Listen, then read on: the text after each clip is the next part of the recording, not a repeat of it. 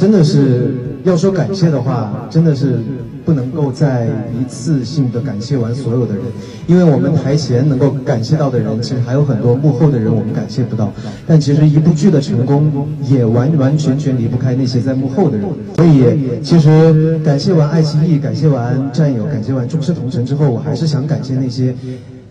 在幕后工作的那些工作人员。你们可能会被很多人忽略掉，但其实因为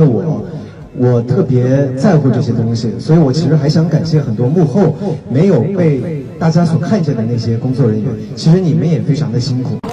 谢谢所有人，谢谢你们。